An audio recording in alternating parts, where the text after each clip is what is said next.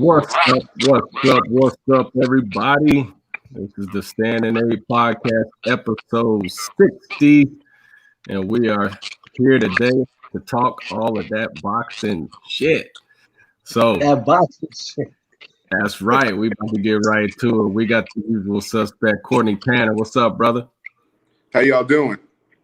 Doing great, man. We got Big Will. What's up, Will? Can I do it? What's going on, my fellow boxing junkies, addicts, and fiends? This is your boy, Big Will, still holding it down like only Big Will still can. You know what I mean? You know what I mean? We love when you hit that. And then also, we are joined by the great, legendary Macho time, Hector Camacho Jr. It's still Macho time. What's up, brothers? Oh man, we're blessed and grateful to have you on with us, man. We definitely gonna get to talking about a lot. So, well, I mean, just to start off, what's been going on with everybody? How y'all feeling? Everything good, man. We're staying safe, under this COVID, getting through COVID-19, getting through everything epidemic. Staying busy, keeping the mind busy, staying active. Trying to stay sane. That's what it's about during these times. Keep yourself sane. There'll be some tough times right now. Yeah, definitely tough times. Tough times, absolutely. With all of this pandemic, everything we got going on, it's wild out here in these streets. So we gotta do what we gotta do and keep it right. Yes, sir. Courtney, how you feeling, man? Hey, grateful, blessed, and just extremely excited to be here and be on tonight with some of the usual suspects, and some new friends that feel like old ones, and some some old friends that bring that new special hotness to the broadcast. So, hey, thank you for coming on and being on with us, Hector Camacho Jr., and thank you for joining us again, Big Will. You already know. This year started off kind of shaky. That's for everyone, but my wife and I were expecting a child, a baby girl. So congratulations! Thank you very much. We're super excited, and here in Florida, and I know Macho Jr. also lives down here in Florida.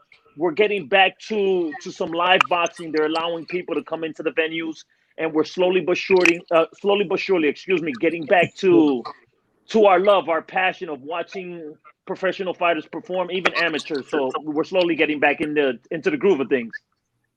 Yeah, that's something that all of us can't wait for. Is when we see it right now with football, and everything. They're starting to allow some fans to be in the stands, and hopefully that's something that boxing gets back to, so we can get out there and do our thing and enjoy that. But Hector, let's talk some Macho time, man. You had a wonderful career, man. 59-7, 33 KOs, one draw. Just talk a little bit about your career, about your life. Growing up, under your father and all of that. Let's hear about it. Hey, man, it's a long story, but a great one. Something that I was held in the silver platter. It's a story that. A lot of trials, tribulations. You might hear the name Camacho. You might think I got it good, but behind that big name comes his cons with it. Growing up in Spanish Harlem, New York City, it wasn't the best neighborhoods out there in the streets. It was a rough neighborhood coming up, drug infested, and we come from the bottom, man, where it's hard at. So we always have the odds against us, and one thing we know how to do is keep fighting, keep pushing forward, and that's the attitude that I picked up from my father. Being Camacho Jr., I was popular from a young boy. I used to walk down the street. People used to point at me. Hey, that's Camacho's son. Like, can I take a picture? I didn't know who they was. I was a little boy. People used to come up to me, random people, ask for autograph and pictures. So I grew up in that lifestyle. At a young age, I got tired of it. I wasn't good with that. I wanted to be left alone. I got tired of being under that shadow at a young age. Everywhere I go, I'll be pointed at. That's Camacho's son. Even I played some basketball in the streets, the local neighborhoods. People want to pick on you. Camacho's son, you know how to fight. Let's fight. I was getting picked on a lot. You know what I'm saying? So it had its good and it had its pros and it had its cons. People recognize the name, but hey, big shoes to fill, man. Big shoes to fill. Yeah, definitely some big shoes to fill, man. But you did your thing throughout your career, man. You won multiple championships. You you were a great in your own right, man, and we we appreciate watching and seeing my goal was never to become world champion or become bigger than my father. My goal is to be known for myself. Hector Camacho Jr. I got tired of being pointed. Oh, that's Camacho's son. Listen, I'm Camacho Jr. So that's what pushed me. It wasn't my father who brought me to boxing. It was my mother. They wanted to keep me out the streets in New York. So they wanted to save me. They tell me, hey, you gotta go to some kind of sport. You can't be in the streets. Either boxing, basketball, baseball. And I was too short for all those sports. I'm Puerto Rican. Puerto Rican plays baseball, but we short. So boxing was more like it for me. But it was in the blood. My father was a fighter, so it was easy for me. So my mother kept me in boxing to keep me off the streets. And hey, man, I had a blessed career, man. I cannot complain. I was number one in the Olympic trials and as an amateur 139. I was number one in professional ranks of boxing. That was my world championship. I felt like I did what I had to do to be known for myself. Camacho Jr. Now I'm sure and I'm firm that I'll never be as great as my father in the ring. But outside the ring, I'm here to clean things up for him. I'm here to bring that name and legacy to another level for the kids, for the youth, for the future. Hey, and for the sport of boxing, man. Hey, boxing is a beautiful sport, but it's an ugly business, man. Us fighters get beat up and exploited, man. I mean, we don't have no retirement funds. We don't have no 401k plan. We have nothing. So we get used and abused. We end up punch drunk, and they expect us to get a job. That's boxing for you. Hey, Macho Jr. Let me ask you a question because you did bring up a great point. But what are you doing as a former fighter and now working behind the scenes to better the future of the boxers that are in right now, that are doing it right now, that don't have insurance or 401k or end up punch drunk or exploited, like you say? So what are we or you or anybody in your circle doing it to help out the fighters? We forming a great team, logistical financial solution. I'm working close with a girl called Nelly Collazo and Jose Morel. They got an insurance life plan. We're gonna bring it to the sport of boxing. We see how to get started. That's a difficult task because no promoters, no fighters really want their purse being touched. But we can put money away for the future. I'm an advocate when it comes to boxing. I'm always in the streets. I'm always in the boxing talking to the kids about, hey, keep an eye for boxing. Hey, you gotta find yourself, find your niche, find what works for you. Don't try to be like Floyd Mayweather. Don't even want Floyd Mayweather. Don't tell me about Camacho. Be yourself. So I'm always out there trying to talk to the kids about what to expect in boxing. It's an ugly sport. You be known, you be popular out of nowhere. The next minute, you be a zero. So I always want to teach the kids about that. Hey, you need something to fall back on. Most of us fighters, we come from the streets, no school. It's a poor man's sport.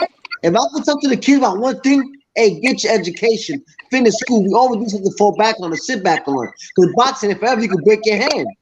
That's why life insurance and insurance point blank is good for boxing. Nothing is for sure. Nothing's given in boxing. Mm-hmm.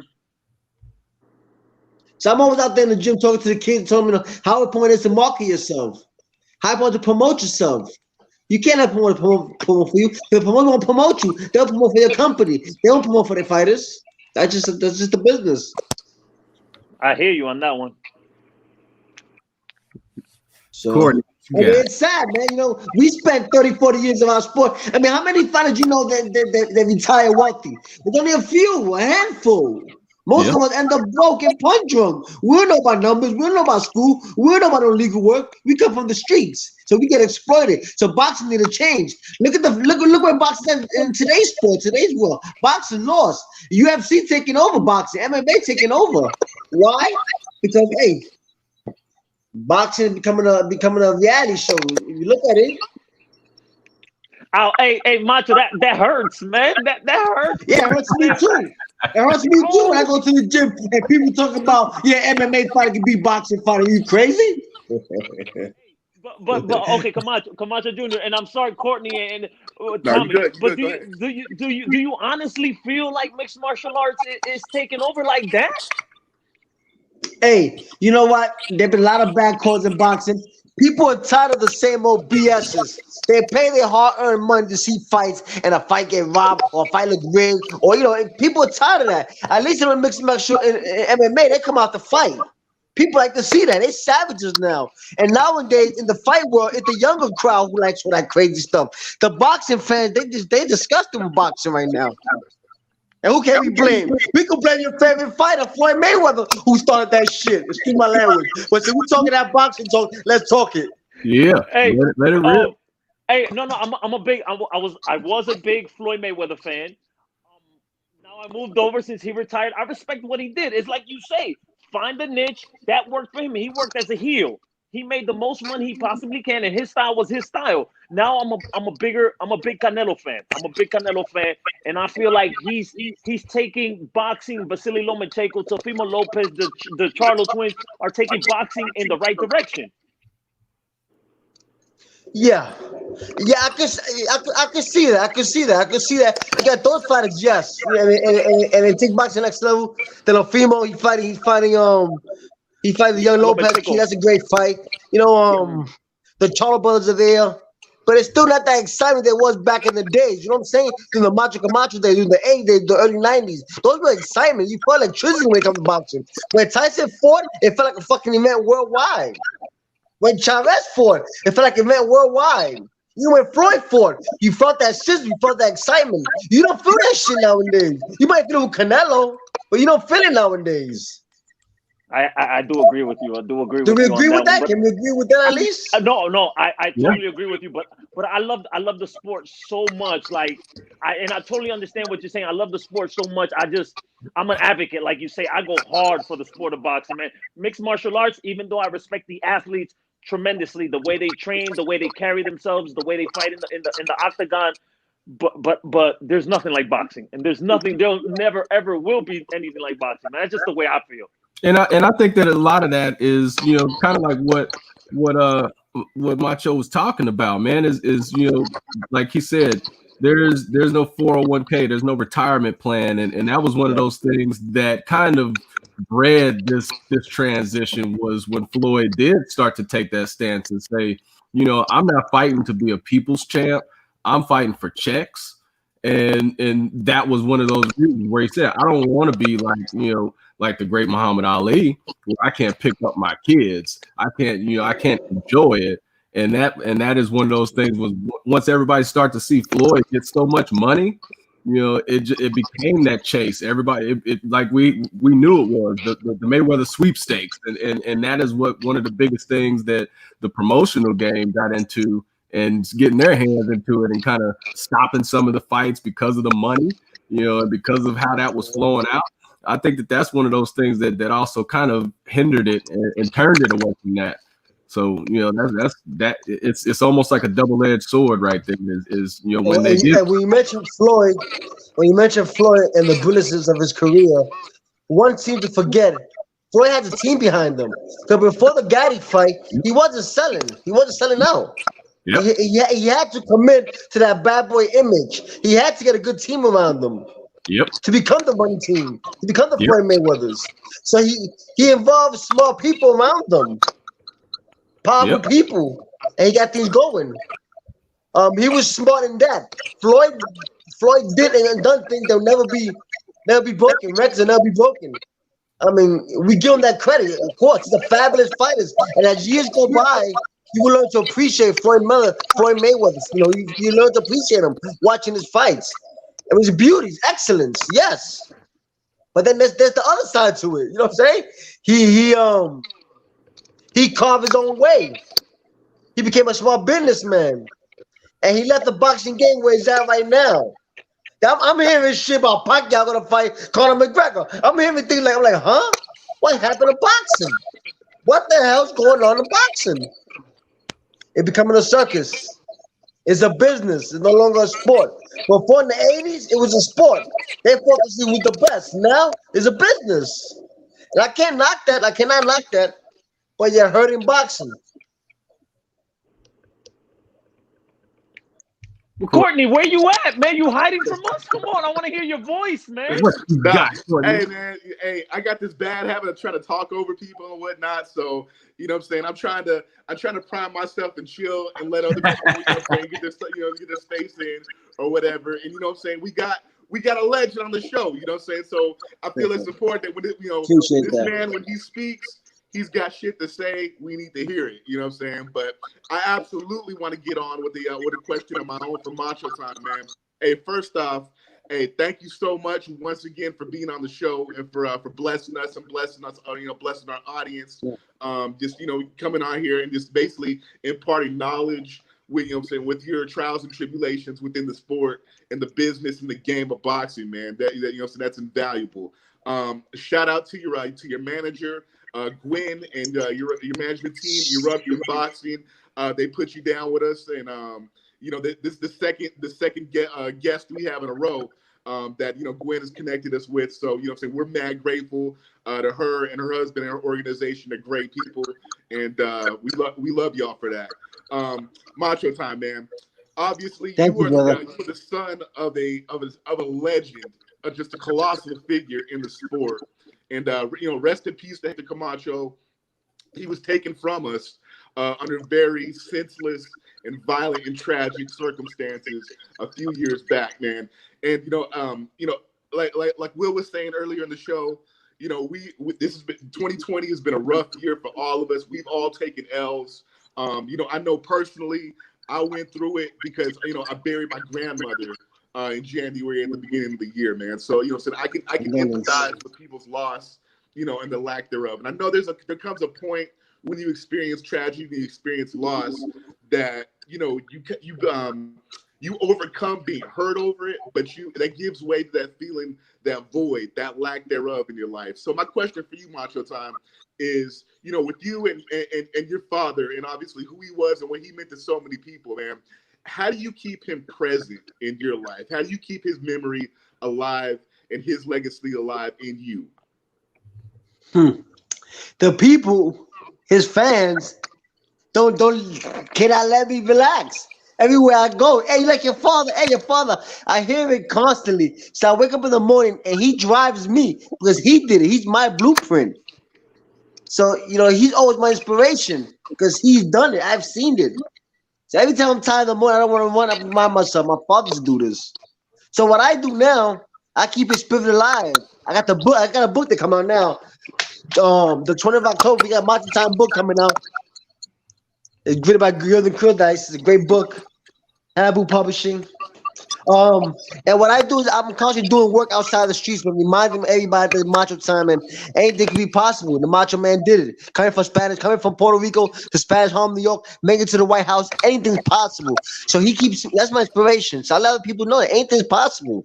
So my father stays alive in me all times. I challenge myself to my father. I remember my father was 40-something years old. He's the one this hill. I'm gonna run this hill till I myself. He's my motivation. He pushes me to keep going forward. I mean, boxing is tough. Life is tough as it is. Life is a fight. We came from the hard streets of New York. We're not quitters. We keep fighting. You get knocked down. We all get knocked down in life. You get up and keep fighting. Hey, Macho, when is that? Hey, Macho, when I know there has to be a movie in the making. Yeah, I saw the book. When is the movie gonna happen? Normally it's always the book, then the movie afterwards. The person who did this book, he wrote the Hands of Stone book, and later on became the movie of Brother Duran. So it's always this first put out. I've been pushing, but I guess it's not the right time. It's whenever God says so. I've been getting out of calls lately. But like I would tell you about it, this is a project. That's just not about me. It's my father, but it's a bunch of it's a group actually. It's my grandmother's stories. It's my mother's stories. It's sister's stories. It's a family project to make this as real as possible. I'm not here for the dollar. I'm here for the legacy. So it's a lot of work. It's a lot of work. I've been throwing it out, but it's a lot of work. It's still sensitive, man. I'm still numb to his passing. I still can't believe it. I'm still numb to it. I try to think about it that much, but I'm still numb. But it's about time that people know the truth. But because I know there's. I mean, I would think that there's even more to your father than people would know. Is that safe to say? Oh no, 100%. Hey, he was a great man. Outside the ring, he was just as bad outside the ring and flamboyant outside the ring than he was inside the ring. I mean, that story's about him. online about him outside the ring. He wasn't in the best behavior, but he was a damn good man. Man, I just still hang out with the bums, with the homeless. I just hang out with everybody, man. He never turned an autograph down. He never turned a person down. He was a happy person. He was always real. And you know what's crazy? And you know what's crazy? Before the passing of your father, which I'm also sending my condolences, I sparred with your dad. It was so the love, and I'm talking about not the Camacho, because Camacho would have ran me out of the ring, But we got in there. I was getting myself prepared for a fight, and he was trying to make a little comeback, and he sparred with me. Your father was like truly. Man, it's like I get emotional just thinking about it. That I was in the ring with a legend, getting pointers. He was talking to me, explaining a lot of like gold nuggets to me, and it was just, man. A lot of people don't know that, but I did do that with your father, and it was truly amazing. Something that I keep dear to my heart, man. Shout out to the Macho family, man. All of y'all, man. That's who we are, man. We come from a place that we're not supposed to make it, man, and we made it. So we always give love back. That's what we're about, giving love back, man. That's what life's about, giving back. Absolutely. Hey, so while you're talking about giving back, talk a little bit about Team Fight to Walk. The foundation, man. I'm always working, man, with any kind of foundation out there for kids, for giving back. I live on that. My faith, I'm a Muslim. So Islam, that's one of our pillars, one of our main things, was to give back in charity. I'm always doing that. Hey, this Christmas coming up, I'm going back to Panama. I got a toy drive coming up. And a special thanks to those who listening, who donated, and who's helping me out with this. So everybody, most of my Facebook friends who's helping me, pushing me, sending me donations. I appreciate it. But we all about giving back, putting a smile on somebody's face. It costs nothing to lift a brother up. It costs nothing to say, hey, good morning. Hey, I hope you have a good day. Hey, enjoy your meal. It costs nothing. It's free. I might sound like a nice person, but once that bell rings, I kick people's ass. Just want to let you guys know that, you heard? It's Macho time, baby. That energy he talks about, he got me scared, man. I'm like, yo. That's the New York energy. That's the New York energy, man. I might be nice, man, but once that bell rings, I lose my mind. But hey, Macho, I got another question, a little follow-up, man. And it involves a personal story that's near and dear to my heart. My father is, he is and was a big fan of yours. And he always used to talk about you because he met you personally after you had a fight at the Shoe Match Indian Casino in San Ynez, California. And, wow! I know my early fights. Wow. Yeah. So he went there and he watched your fight, when you were up and coming prospects, and he would always talk about after the fight, you came around to the table where him and his friends were at, and he said you bought everybody food, hot dogs, nachos, like you hooked the whole table up, man, and you were just. I probably got a knockout that day, so I was happy. I probably got a knockout at this. I was happy. I mean, that's something I do on the normal, I'm a good person like that. I probably do on the normal. I probably got a knockout. I was happy. Everybody food here, probably so. But that's who I am. That's who I am. That's what I'm trying to be. So you know what? If it ain't for the fans, we are nobody. We are nobodies. Exactly. And my dad, he talked about that for years, man. And that was very special to my dad. Because my dad. He's one of the biggest boxing fans I know, coming up. And with that being a special memory, I just want to ask you, man, what are your most special memories about your career and that you had, as far as your triumphs within the ring? I would say when I first started amateur boxing, my mother bought me the USA boxing book, and I grabbed the book and I see the boxing rankings. It was 1995. I remember seeing the boxing rankings, and I told my mother, I said, Mom, in 1 year, I'll be number one. And it just so happened that with the help of God, I became number one contender at 139. That's one of my proudest moments because I wasn't into boxing. I played basketball, football, baseball. I was playing everything but boxing. I didn't want to do boxing. I didn't want to. My mother came up the street, so she bought me a boxing book and a punching bag and a pair of gloves. I remember reading the book and telling her, Mom, you see this? I'll be number one in the world, number one in the United States in a year. And just so happened I became number one. That was my proudest moments. My second one was turning pro on my father's show on his card. My pro debut was on my father's undercard in USA Boxing. That was another great moment in my career. And then the other one was winning my first title. That was a great feeling. Because I feel like I did something. I'm not just Camacho's son. I won a title. You know, that was my cup of tea. And then lastly, one of my proudest moments was when I fought on HBO KO Nation, and my father was on my undercard. I was main event. That was like the icing on the cake, you know? That was my world title. That was me telling myself, I made it, Mom. I made it, you know? Because my father fought on my undercard. That was my proudest moments, man. So, you know, boxing, I had a lot of experience. I'm thankful for boxing. I travel. I've seen so much due to boxing. I'm just grateful, brother. I mean, you know, every time's a problem when you step in the ring, you fight, you get to, you know, have those butterflies in your stomach, you go out there and fight, and you get a win. No feeling beat that. You know what I'm saying? Absolutely, absolutely. Yeah. It may sound a little sick that you want to beat somebody up, but at the end of the day, man, all that hard work pays off, and you feel good afterwards. You know. I tell the kids, boxing is great. It challenges you, self-esteem. It gives you confidence. It's not just about, I run every day, whether I have a fight or don't have a fight, I like to run. Because that's my sanity. That's why I go out, I stay sane. I jog, I get my peace of mind. Working out is good for you. It's good for the body. Point blank, good for the mind. Yeah, we seen you out there getting your run on the other day as well, man. Every day out there getting it.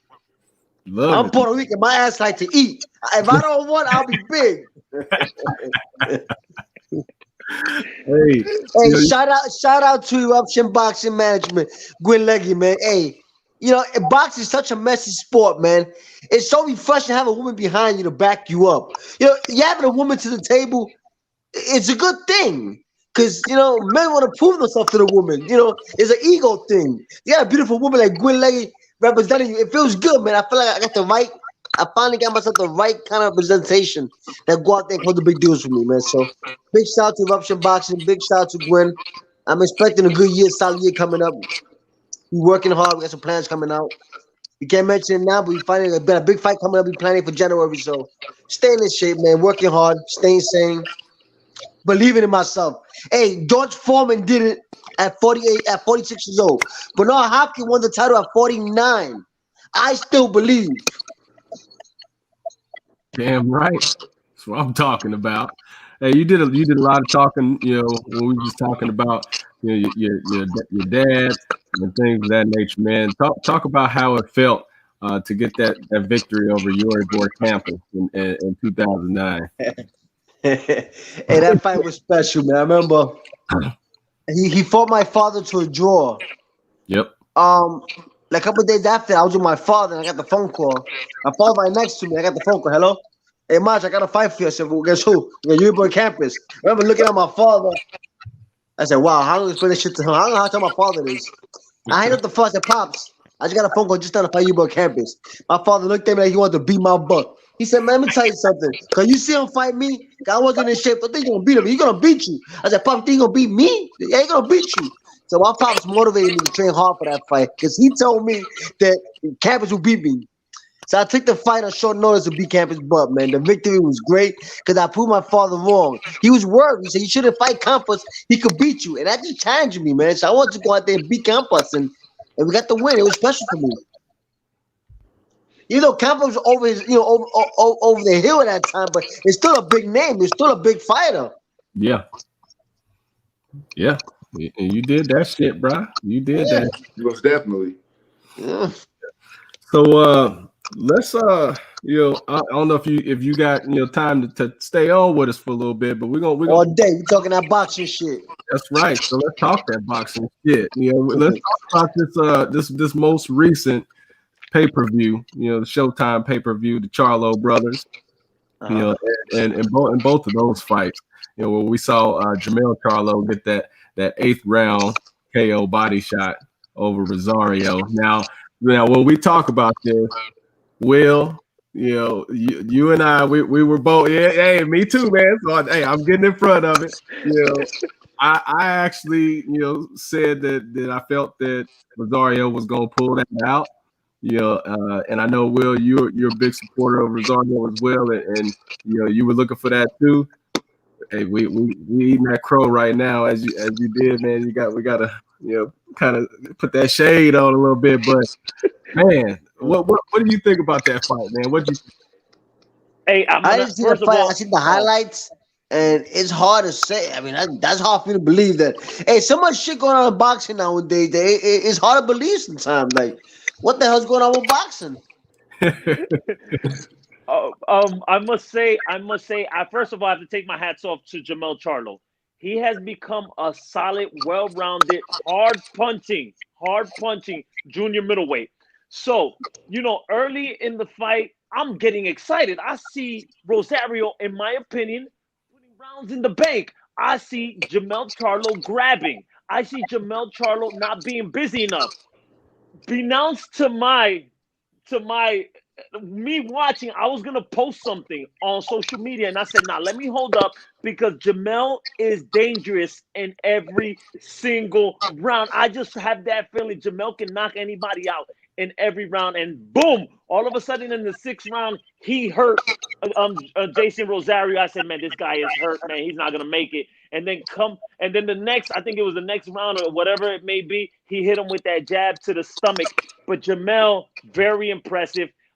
His training now with Derek James and his well-rounded boxing ability, adding the power to it, he's dangerous, man. I really don't see anybody beating him in the top 10 at junior middleweight right now. I think he cleans out the division if he gets that WBO fight against, what is it, Teixeira? Yeah, That Teixeira. fights with Golden Boy from Brazil. That fights with Golden Boy. I think he becomes undisputed junior middleweight champion of the world. And hey, he's just gonna be calling names and cashing checks, man. Very impressed with Jermell Charlo. Shout outs to hashtag Lions Only. Jermell Charlo, Iron Man. Got to give it up to him, man. Yeah, man. Yeah, and like you said, I did see the same thing. In the first few rounds, it looked like it was about to be a very interesting and tight fight. Now the commentators, they didn't necessarily see it that way exactly. And we all know how that goes sometimes with when you got certain companies that are running the commentating. It can kind of feed into some other narrative, but I did see that it was pretty damn close. But I did have him losing, but I had him winning some of those rounds before he started getting knocked down. Once he started getting knocked down, it was pretty much game over. The lion came out at that point, so he showed what he needed to do. But that jab, I mean, good grief, man! Like, it did not look like it was that hard of a punch. It was very well placed, right. It was like one of those Floyd stiff jabs to the body, right there, right in the middle. But man, that thing, him coughing up his lungs. Hey, I'm glad you mentioned that Floyd jab, man. That was a brilliance. That jab Floyd had was a game changer, man. People don't talk a lot about that jab, but that jab that Floyd had, that's what made Floyd great in his career. Yeah.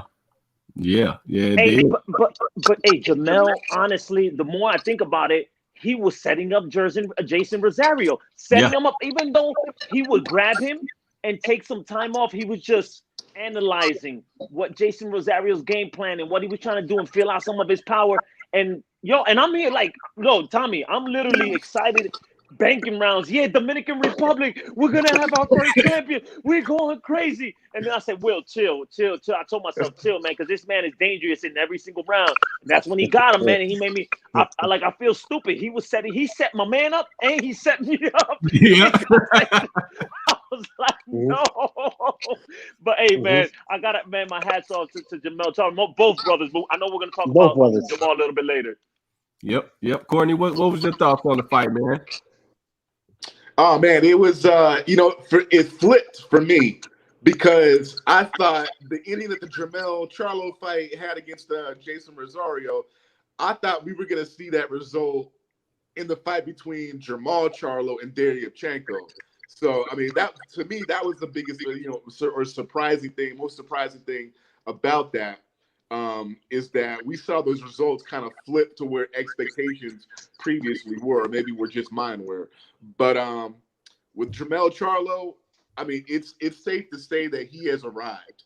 I think it's well documented that for the longest time I was not the biggest Charlo Brothers fan, man, and a lot of it had to do with the histrionics and basically a lot of the extra shit that they were doing in the ring and after the fights and whatnot.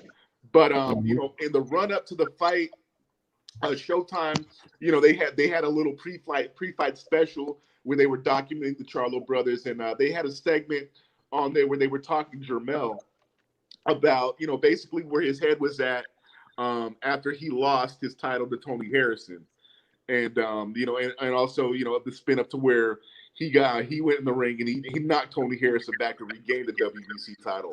But the thing that struck me about that, he said, is after that fight, he said, I had to love myself more to get back to this point, man. And I think what we saw was the result of that, man. And in boxing, as part of that narrative, we don't really see fighters talk about that aspect of it a lot. But Jermell Charlo, he hit it on the head right there, man. Because and I think as that relates to our lives, is when you love yourself more, what I'm saying, you're taking better care of yourself. You're eating right. You're exercising properly. Those distractions that are standing in the way of you of you achieving your dreams and your goals, you set those to the side. And I think with the Charlo Brothers and them getting up to the level of recognition that they were at in the not only in boxing but in mainstream society, and with the culture and stuff like that, I think leading up to that, where we saw in that card where Jermell and Jermall didn't look good. Jermall won his fight against Kobarov, but he didn't look that impressive either. And a lot of people were saying he should have in fact lost that fight, and Jermell should have got the decision against Tony Harrison. But like in the run up to that fight, you can see where those two they were kind of getting full of themselves, and their head wasn't really in perfecting and molding their craft. And I think with Jermell, I think it put him in that mindset to where he had to get back to that, man. And he had to get away from those distractions, as far as being out in the public, as far as being, doing the promotional stuff that, saying going to the clubs or putting the focus on the material things like the jewelry, the cars and stuff like that. So, when he made that statement of, after I lost to Tony Harrison, I had to start loving myself more, that I thought that was on point, man. And I thought that manifested itself in the performance and the result of that fight and what we saw. I think he's one of the few fighters at that young age they caught it. They tap in to get on my game. Because some of them just keep drifting off. Like Braun, there's another one to keep drifting off. He caught himself at the right time. They're doing great things, those kids, man. I don't watch them much, but their name been ringing, and they do what they're doing. They're two brothers, but they're doing is beautiful for the sport of boxing.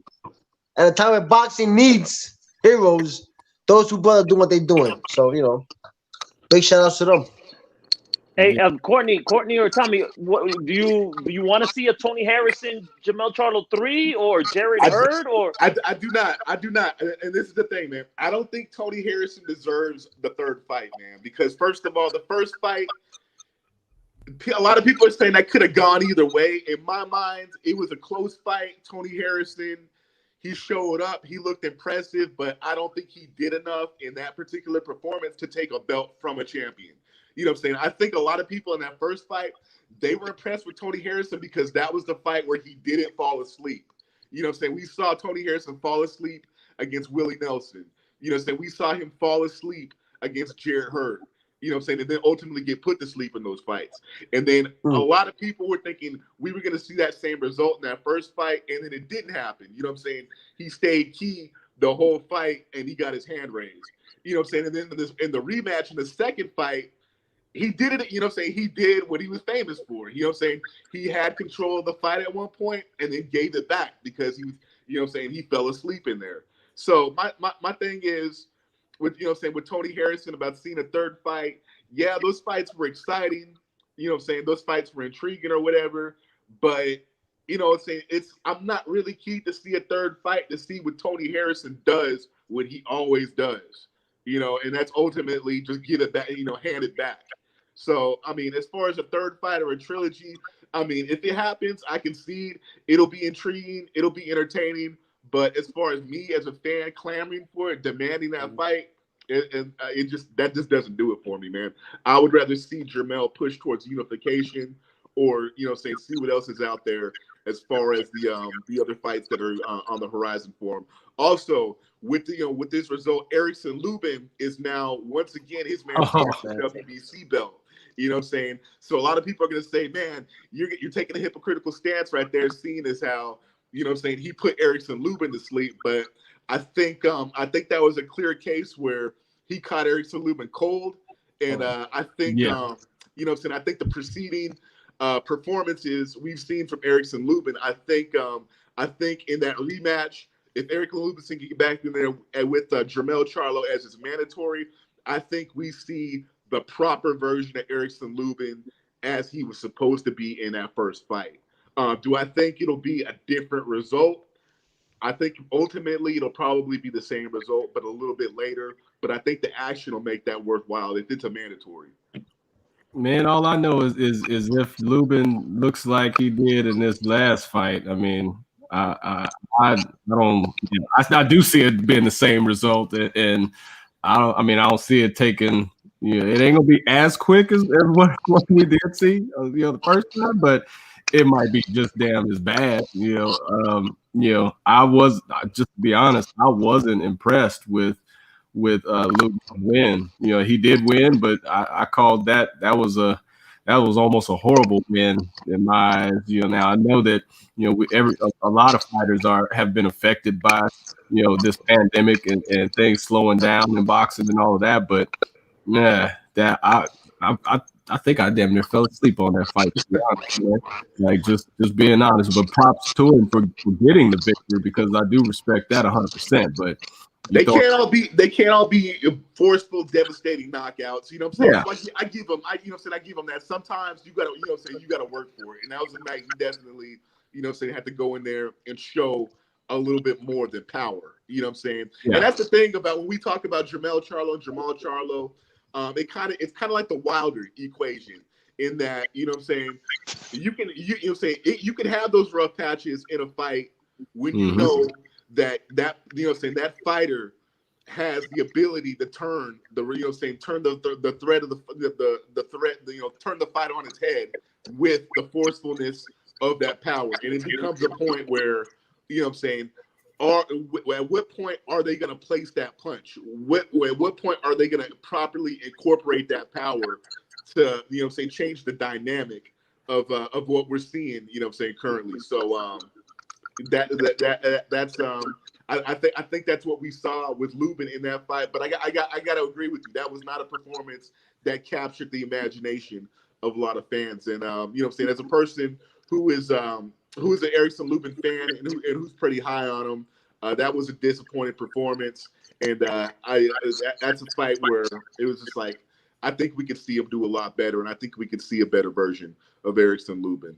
But time will tell. Jermell Charlo's got 3 belts now, and that presumably that means he has 3 mandatories. So it's going to be interesting. It's going to be interesting to see how that pans out. As far as the total unification, which we were talking about earlier with Patrick Teixeira out of Brazil, I think after that fight, after what we saw last weekend, I don't think Golden Boy is going to bring Patrick Teixeira anywhere near Jermell Charlo. That's just how I personally see it. Courtney and Tommy, cash him out. He's vulnerable. He's gonna lose sooner or later. He's not the greatest junior middleweight in the world. Cash him out. Let him lose that title. Get paid and keep it moving. I'm sorry, man. This is the business. You know how it works, man. Camacho Jr. said it a million times. Hey, well, I think I saw something. It may have been a tweet that he made where, after that fight, where he's talking shit, and he's talking that real noise. Like, he's talking some shit, so he might be trying to get cashed out as well. So, this is what I see in terms of Patrick Teixeira, though. I think ultimately he's being saved for Terrence Crawford. I think there's gonna be a point where if Terrence Crawford can't cross the street and get these other welterweights like he's been clamoring to do, I think Bob Arum is gonna make a money move and just be like, all right, you know what? These welterweights, these other welterweights, they're not acting right. We're gonna go for history with Terrence Crawford and say he got him another scrap in another division. And I think that's a prospect. We're kind of like where Canelo went up and got that WBO scrap against Kovalev at 175, then gave it right back. I can see that happening with Patrick Teixeira, where they bring Terrence Crawford up, he gets that strap, and then he says, hey, thanks for playing, gives it back to him, and goes back down to 147, and lets that be a statement for him. Honestly, that's what I see in that circumstance right there. Yeah. So, let's talk about that other fight. Let's talk about the other Charlo brothers. So we had a lot of talk about this one, but there's some other things that come into play when we start talking about Jermall Charlo retaining that WBC middleweight title. What do y'all think about the performance, and then what do y'all also think about when a lot of people are talking about trying to push him together with Canelo? Courtney, what you got? With Jermall Charlo, it was impressive in terms of what we saw Derevyanchenko do against Triple G, and before that against Danny Jacobs. He took those two to a really dark place. We didn't see with Jermall Charlo. It was a fight where Jermall Charlo had to figure some things out and he had to work for it. But you can't honestly say that Derevyanchenko took Jermall Charlo to a dark place. That was a pretty manageable affair for Jermall Charlo. And like I said at the beginning, the result was surprising in that I thought he was going to put Derevyanchenko away. Late in that fight, I thought it was going to be close up to that point. But really, once Jermall Charlo kind of got him figured out, he had a pretty easy go. He had a pretty easier go of it than a Triple G or Danny Jacobs. So I mean, I think that in a way that was a statement win for Jermall Charlo, but just not in a way that we thought it would be a statement win. A lot of times when we talk about statement wins or putting the other people, in and around your weight division on notice, we have in mind a highlight reel knockout or a knockout of the year candidate. But that was a very credible and sound boxing performance from Jermall Charlo, a very workmanlike performance, and for him to do that against a guy who has gained a reputation as a spoiler in the sport, like Derevyanchenko, or a potential spoiler, I think that in itself is impressive. As far as Jermall Charlo's prospects against Canelo, I think Canelo schools his ass. I think as far as him going against Canelo at 168, or or 160 or whatever, I think that's a whole proposition, a different proposition than what he's seen in the ring. And, because Jermall Charlo, he's never been against a complete fighter of Canelo's ilk in there. And so, I mean, I definitely have to give a strong advantage to Canelo, but I would love to see Jermall Charlo. Obviously, I mean, you factor Canelo into that. I'd love to see anybody with a belt against Canelo, because Canelo is just that type of fighter, with the skill set and what he brings, and just the promotion, the intrigue, the pageantry, all that. Anybody against Canelo at this point is good boxing, is good television. But I think as far as competitively, who I would really like to see Jermall Charlo in there against is Demetrius Andrade. I knew you was gonna bring him up. You know what I'm saying? And they was already popping noise. They was already popping that noise. You know what I'm saying? Demetrius Andrade has already been out there popping that bubble gum. So I mean, I think that would be a great fight. I think there's gonna be a lot of shit, a lot of trash talk in the run up to that. Somebody's probably getting stolen at the presser. But you know what I'm saying? I think that would be just a fantastic fight. Just a clash of personalities, a clash in styles, a clash in audiences, where Demetrius Andrade is bringing that fan base from the Northeast, to where Jermall Charlo would be bringing that fan base from the Southeast, and as far as Texas and whatnot. Hey, I think that in itself is good television. There would be a lot to work out with that in terms of Jermall being aligned with Al Heyman and Showtime, and Demetrius Andrade being on DAZN and with Eddie Hearn. But you know what I'm saying, if any promoter out there has been about what they said they've been about in terms of willing to work with other promoters, it's been Eddie Hearn, man. And you know what I'm saying, hey, shout out to Eddie Hearn. Get well soon. This COVID-19 thing is, we just see, it seems like we're seeing every week that somebody else can get touched. And that, you know what I'm saying, as soon as we get in a lull of this, we're reminded that this stuff is still out there and the threat is very real. So shout out to Eddie Hearn, man. Get well soon. And I hope you get well so you can that's a fight you can bring. It's Demetrius Boo Boo Andrade against Jermall Charlo. And whatever fights on that side of the equation that he can bring to the public. Big Will. You already know the deal. Super impressed with Jermall Charlo, man. Shout outs to Houston, Texas, with 2 world champions, one unified and the other one WBC, and Jermall Charlo. Very impressive jab. Very impressive jab with Jermall Charlo. His physique at 160 pounds, he's massive for middleweight, can easily fight at 68 or 75. Who knows? But fighting the likes of Derevyanchenko, obviously a lot of us predicted it is going to be a unanimous decision. I didn't think Jermall Charlo was going to sleep him or knock him out cold. I knew he was going to outwork him. But the only thing, I'm giving him credit for his jab, but there's points that he showed versus Derevyanchenko. He let the shorter fighter in way too easy. Way too easy. And I'm saying that to say this. If Canelo was to get in the wheelhouse of Jermall Charlo, it's not going to be an easy night for Jermall Charlo. I'm going to give him credit for beating Sergiy, but I'm going to just give him credit for just upgrading his grade. Because you know how we call fighters a C+ fighter or C or B or A. Now he moved to the elite. Now he can carry himself as he's a world champion, but now he can say, yeah, I'm ready for the big time, for the Canelos of the world and other middleweights that may be in this A+ level.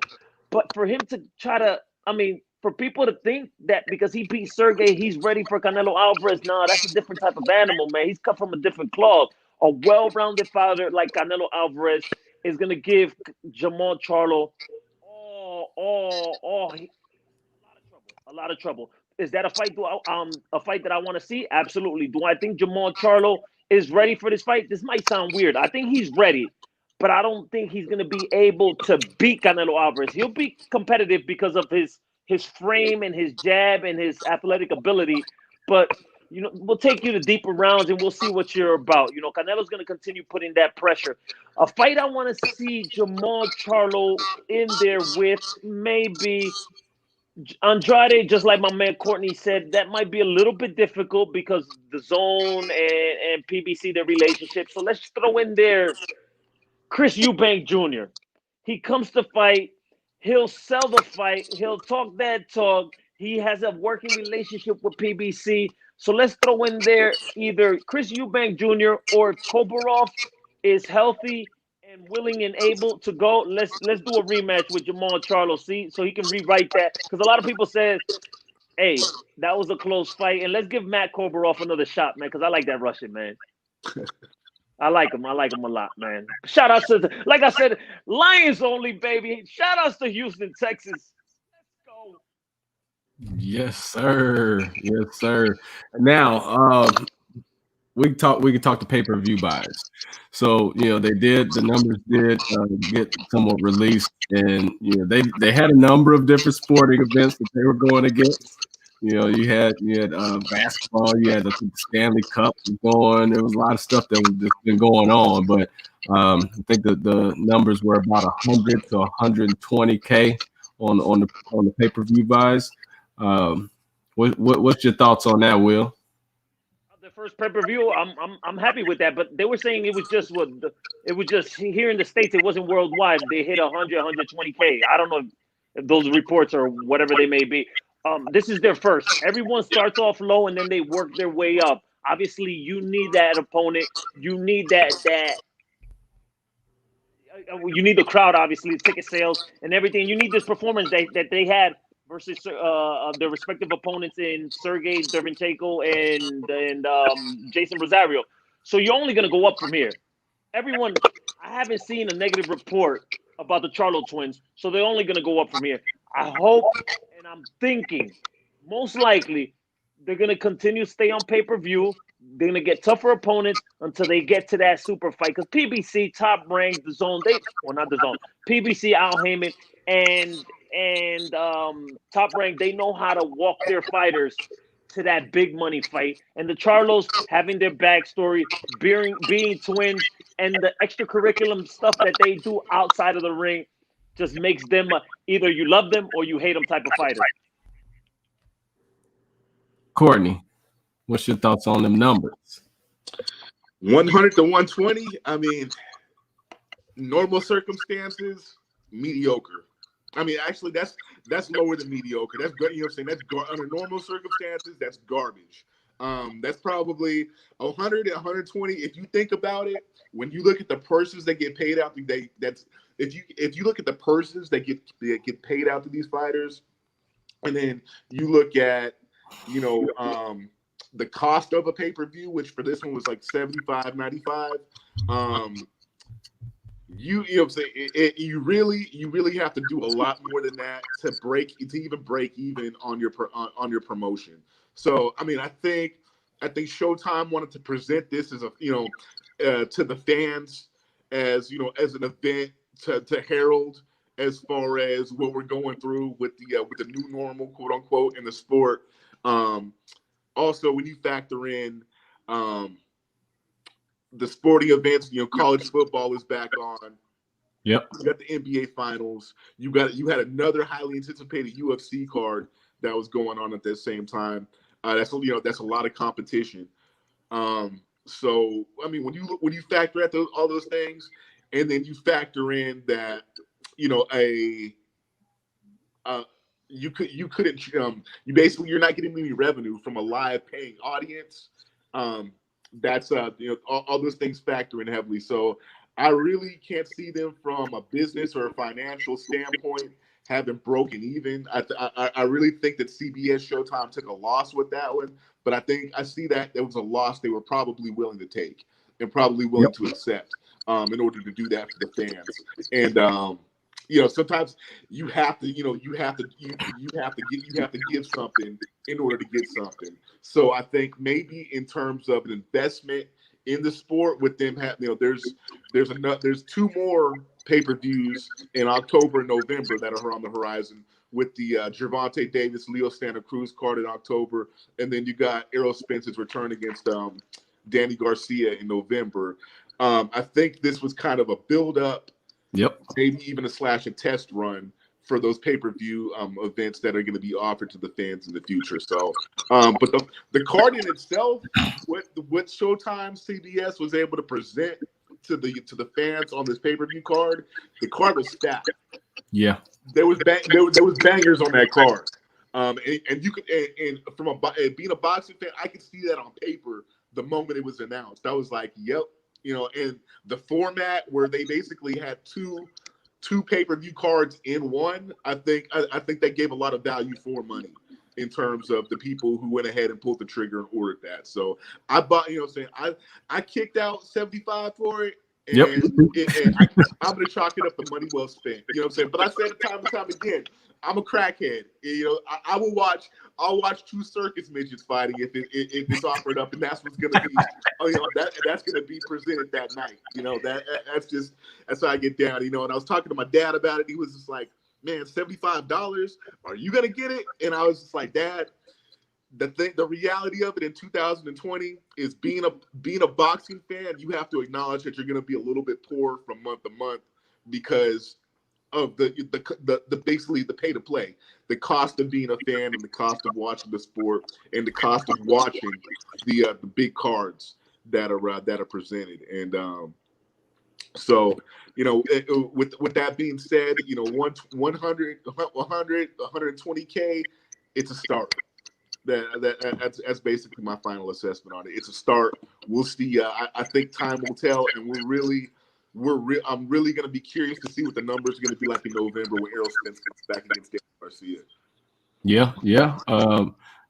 And hopefully, like we said with that, hopefully, you know, Jerry is gonna be inclined to let some fans get in them stands, man. You know, that stadium is big enough. Shit, you know, we can get some social distancing going on. Yeah, they're going to need a gate. They're going to need a gate. They're going to need a paying audience. Yep, yeah, and there are rumors that they are talking about that. So you know, we'll see if that actually does come to fruition and if they allow it, man. Because if so, I'm trying to be in that thing. And shit, man, damn sure. Yeah, watching the college games this Saturday, you know, looking at these SEC matchups and what they're doing, conceptualizing it with the stadiums and the social distancing, and you know, and asking or demanding that fans mask up and stuff like that. There's a blueprint. There's a pathway to where it could be done, and hopefully it can be done safely. So, I mean, if there's any inkling where they can do this, they're going to try to go for it. And I've actually read that the Gervonta Davis and Leo Santa Cruz fight has been moved to the Alamo Dome. Yeah, San Antonio. In San Antonio. Yep. They're going to open up the complete dome. The dome for football, they can seat 65,000. So it's going to be football seating just so they can get people properly socially distanced to see the fight. So, and Leonard Ellery had just leaked on Twitter that the tickets are going to be on sale soon for that fight at the Alamo Dome in San Antonio. So we're going to see how it goes.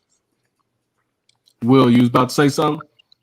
Oh yeah, that's exactly what I was going to say. Yeah, it's definitely going to have fans for the Errol Spence Danny Garcia fight, because Gervonta and Leo Santa Cruz, same thing Courtney said, they moved them to San Antonio because Floyd wanted that fight to be in front of fans. So definitely, if that fight happens and the other fights happening in Texas, they're definitely going to have fans. Definitely, 100%, no question about it. And, you know, Tommy, you being a Texas resident, y'all's Governor Abbott, you know, say he is pretty keen to get back to business down in the Lone Star State, man. So yeah, you got that shit right. That dude, he ain't playing no games. Same here. Hey, same here in Florida, Hollywood, Florida. Yeah, we're getting Devin Haney and Yuriorkis Gamboa and Daniel Jacobs versus Gabe Rosado. So Florida, hey, we're trying to open up everything, get this money going. Yeah, Jaguars had people in the stands and all that. Yes. So yeah, I think they were one of the first teams to do it in NFL, I believe. But it's gonna be live, man. Let's get back to it. Let's get to that shit. Hey, so quick thoughts. I actually didn't get to see all of this fight, but I did get to catch the highlight of Jose Zepeda last night and Ivan Baranchyk. You know, hey, people talking about that could be potentially, you know, one of those fight of the year candidates just because of how much action was in it. You know, what was it, 8 knockdowns in that fight? I believe. 8. Like 8, yep. 4 piece. Yep. My God, man! And now that final knockout blow, dude was out. And what's impressive is Zepeda, I want to say 10 to 15 seconds, maybe even 20. Got knocked down himself before he ended the fight with that vicious left hand right on the button to knock out Baranchyk cold. It was absolutely absurd, man. But Ivan is seek and destroy. Everything he throws is he's seeking missiles. Everything hard, strong punches.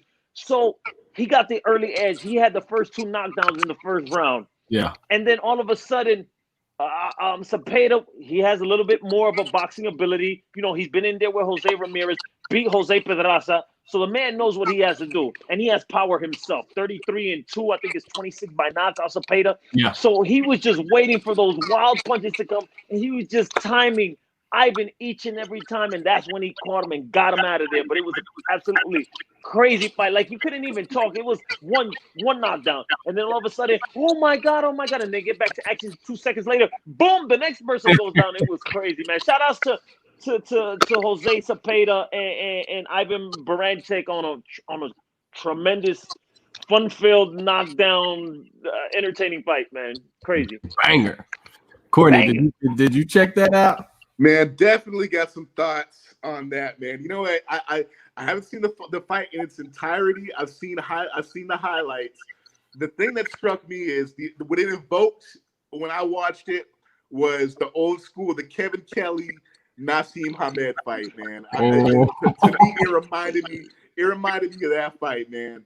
And you know, with Jose Zepeda and that result, that is super impressive in and of itself, because Ivan Baranchyk is basically Ruslan Provodnikov reincarnated for this. I'm not even going to say for this new generation, because Ruslan Provodnikov only, you know, he only stopped, you know, fighting a few years ago. But it seemed like when we were robbed of, or not robbed, but we no longer had the pleasure of seeing Ruslan Provodnikov go in there and you know, acquit himself in these bangers the way he did. It seemed like this guy Ivan Baranchyk came out of nowhere, and he started fighting on these showbox cards on these casinos in Oklahoma, where he had Trey Morrison, Tommy Morrison's son, on his undercards.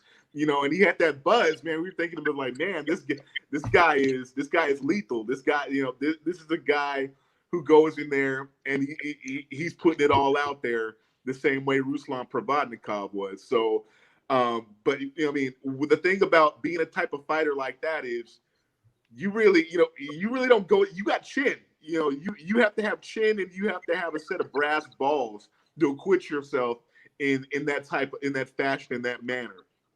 And so, you know, this guy, former world champion at 140.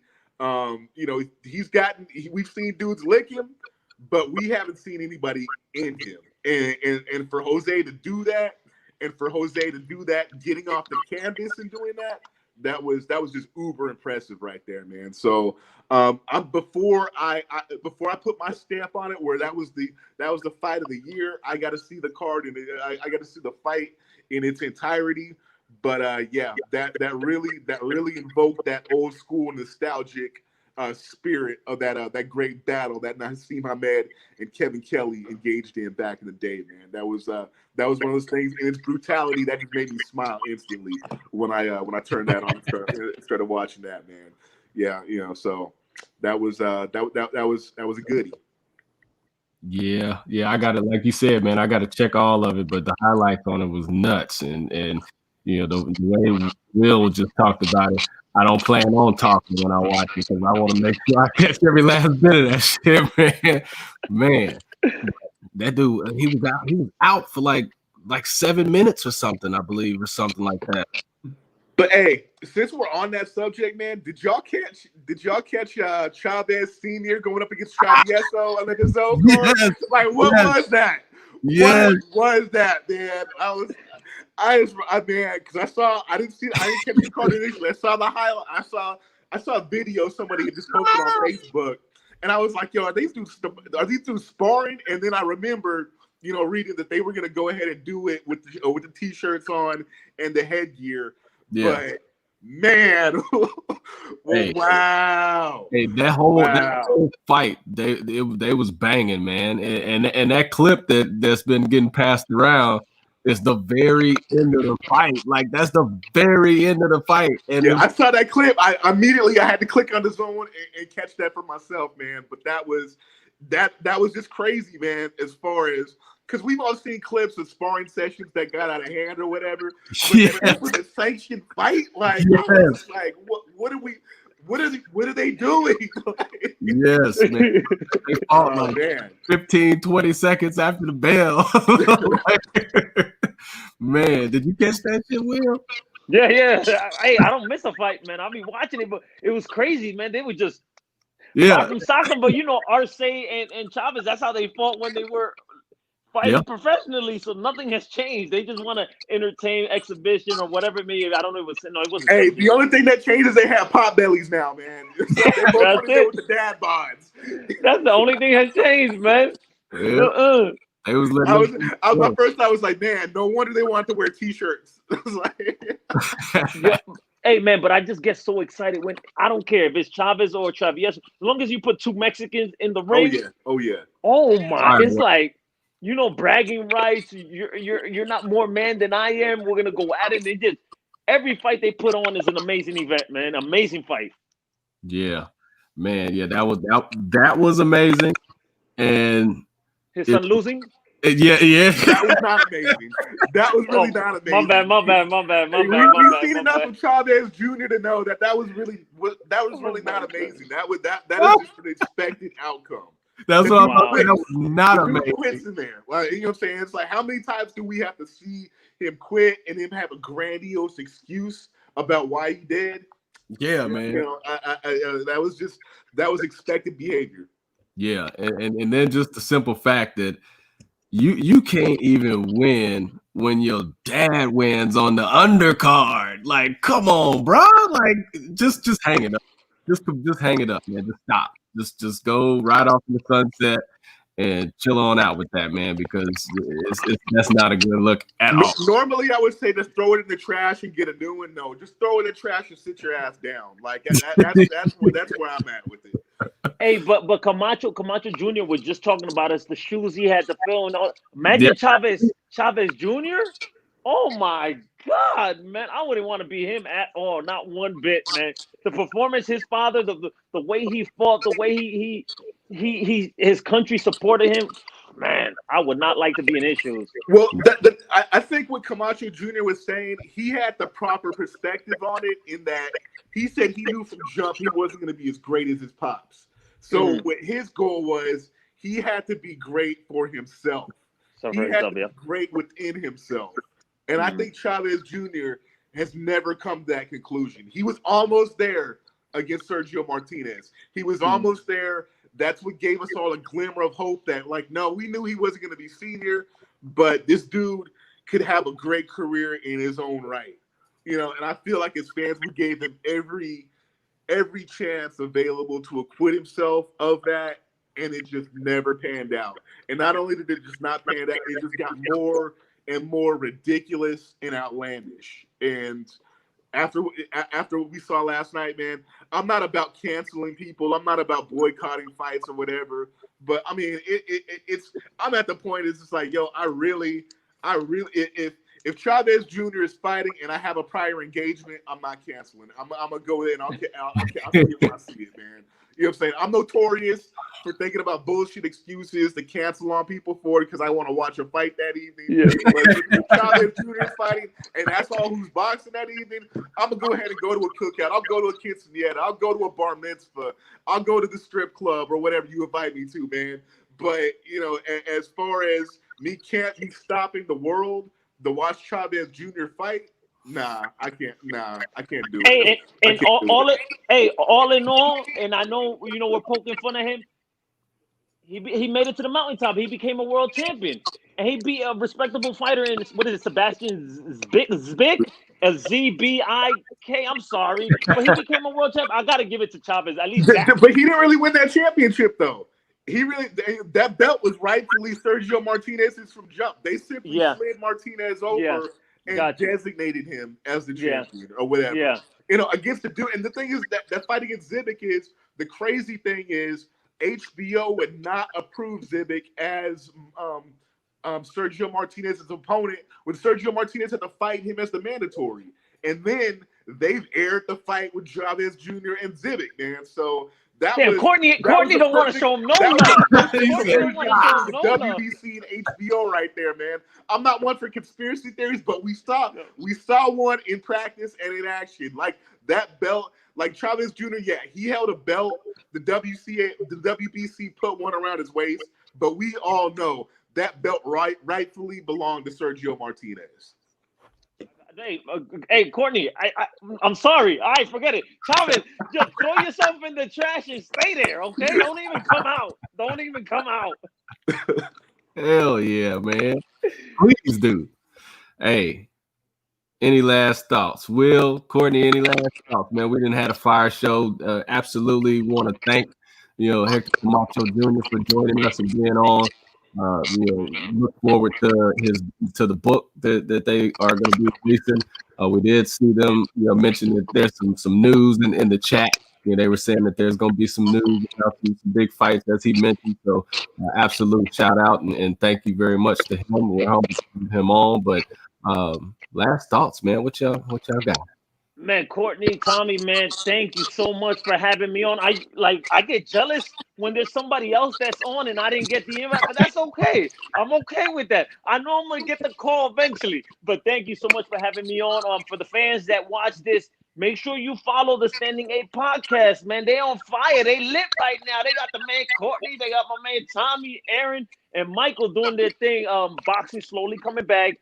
We're going to take a hit. We're going to take a hit, but continue to support it as much as you possibly can, locally and nationally. And we're going to get some good fights. Hopefully, Javante puts on a performance versus Leo Santa Cruz and vice versa. Errol Spence, Dallas, Texas represent. Danny Swift Garcia, Philadelphia, Pennsylvania. Stand up. And for those that have lost someone in this pandemic, these crazy times, man, my condolences go out, and make sure November 3rd. I don't know if I'm allowed to say this, Courtney and Tommy, but I gotta say it, man. November 3rd, you can tell people to vote. You can't tell people who to vote for. All right? No, absolutely, no.